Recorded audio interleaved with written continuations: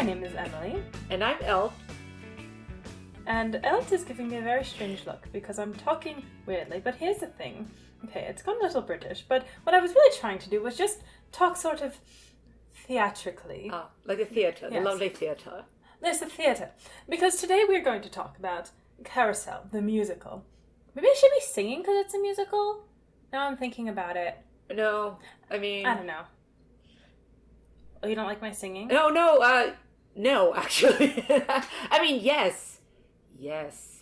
And I love it when you sing on your side of the basement. Oh, because the acoustics are really good over there. Yes.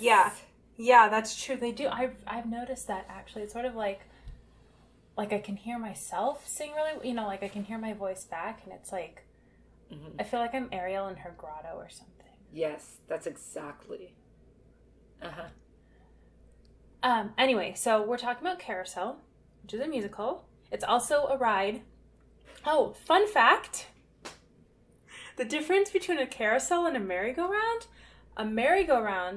can have a bunch of different animals, so you could ride a horse or a seahorse or a hippopotamus or a giraffe or whatever sorts of animals they put on there, but a carousel is only horses.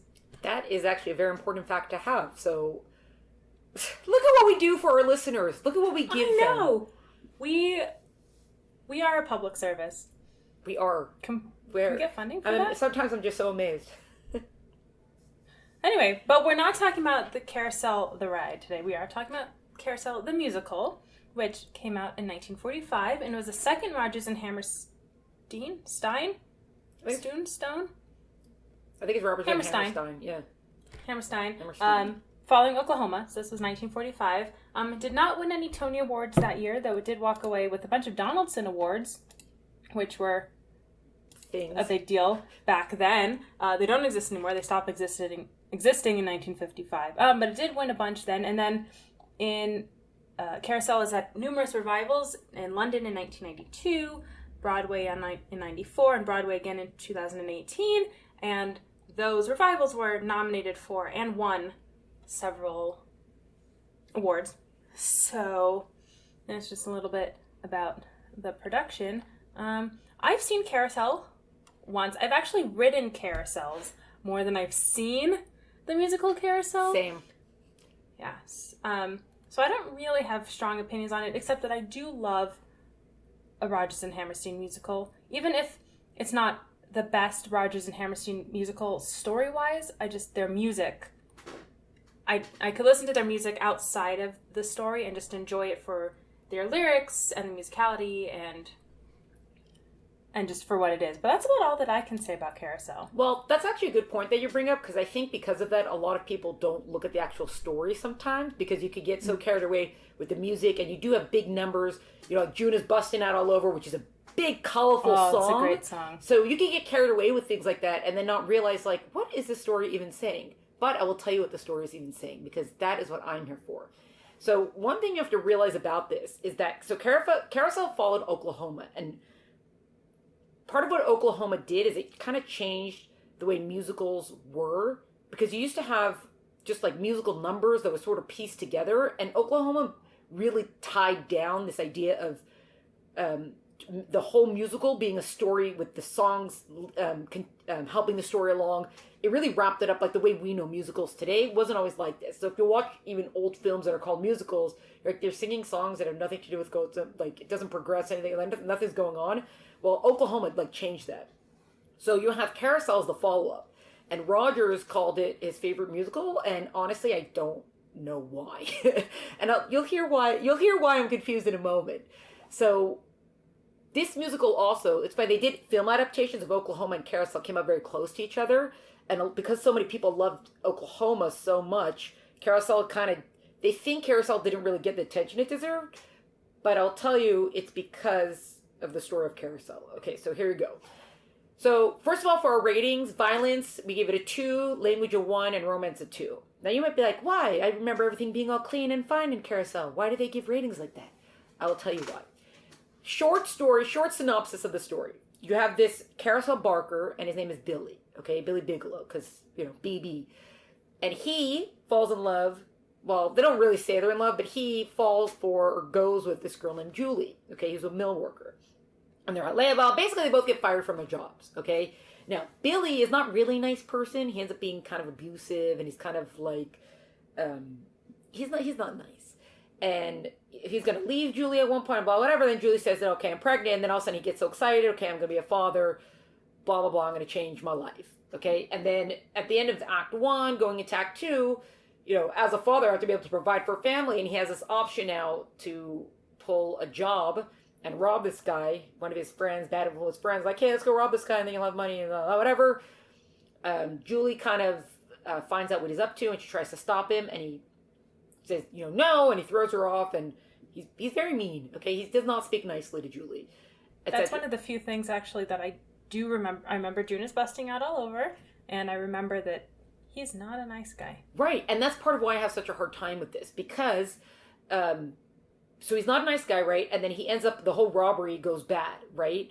And then the guy pulls a gun, the guy they're trying to rob pulls a gun, and the other guy runs away, and he ends up stabbing himself, basically committing suicide.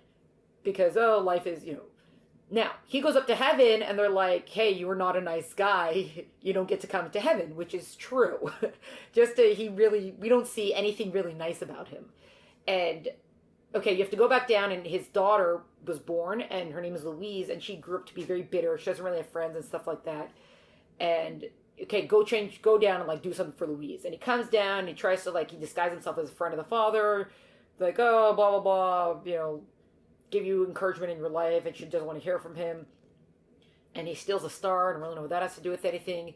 And then it ends on her graduation day, and you have the town, I think he's the physician or doctor or whatever, is giving a speech about, don't be held back by the sins of your parents, and don't think you have to be your parents, go out and be whoever you want to be.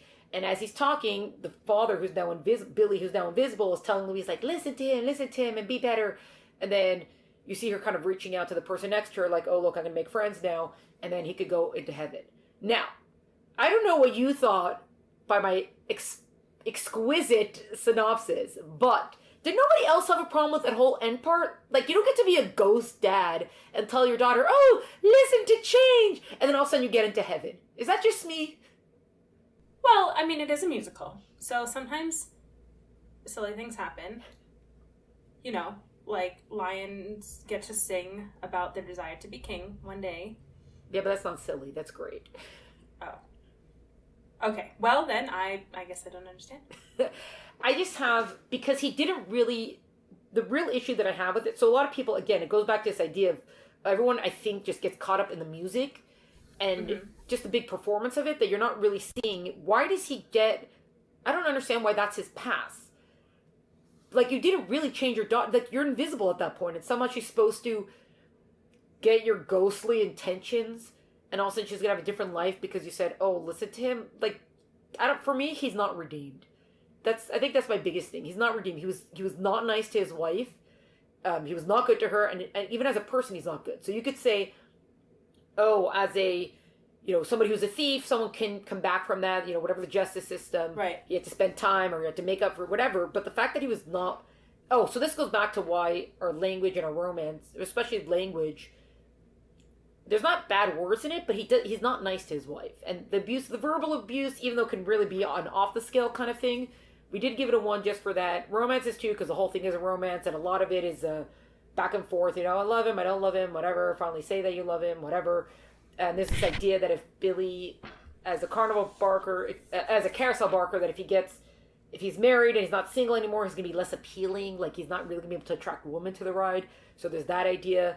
And then violence, okay, he stabs himself, you see the gun. There's this idea of kind of abuse. So that's the reason for those ratings. But for me, it all comes down, everything is going fine until the part that you're trying to convince me that Billy's redeemed, and I just don't think he is.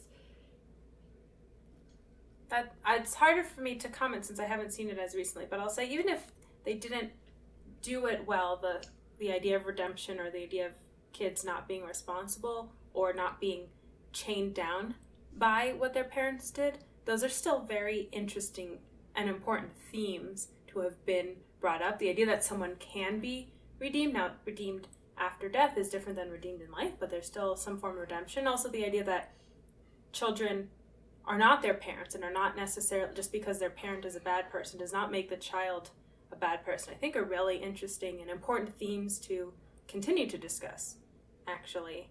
It actually feels a little heavy for a musical, but I think that's one of the interesting things about Rodgers and Hammerstein in general. Like Oklahoma also, which is amazing, but there's a dark and part. South Pacific. Yeah, and South Pacific, I think people remember more clearly that there's serious and dark or heavy themes, right? Because it's the middle of the war and there's some issues of race. So I think people remember that, and they don't remember it with Oklahoma because they just remember Oklahoma. the song. Exactly.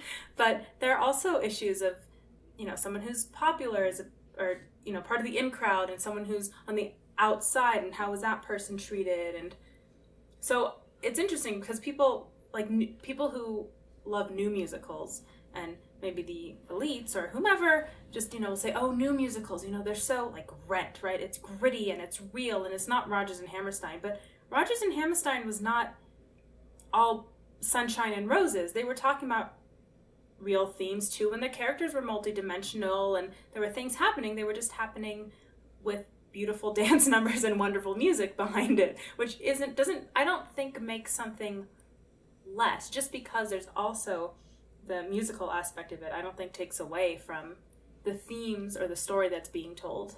Yeah. Well, okay, I can agree. I will concede and agree with those points that they are addressing pretty deep stuff. Even though in a way I think we do see this a lot in older either film or books or musicals as a general thing, they kind of think they've wrapped it up, and we're looking for a little bit more than what they think the wrap-up was. And a lot of that could just be, that's the way in those days that was good, and today we want to go more or deeper, something like that.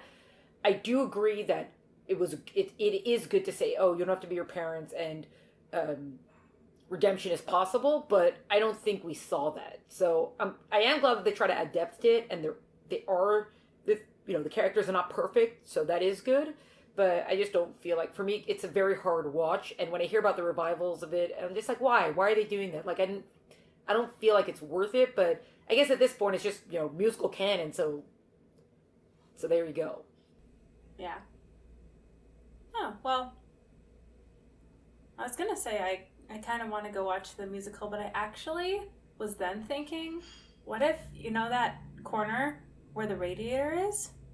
What if we built a carousel there? I was gonna say the same thing, but not about the corner. But we should totally just build a carousel. Okay, I'm gonna get the super glue and the glitter, and you go get some of those fuzzy pipe cleaners, okay?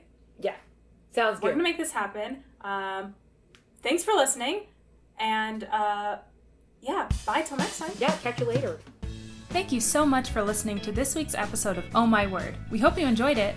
If you did, make sure to subscribe and write a review. And please share the show with your friends. If you didn't like it, you can share the show with your enemies.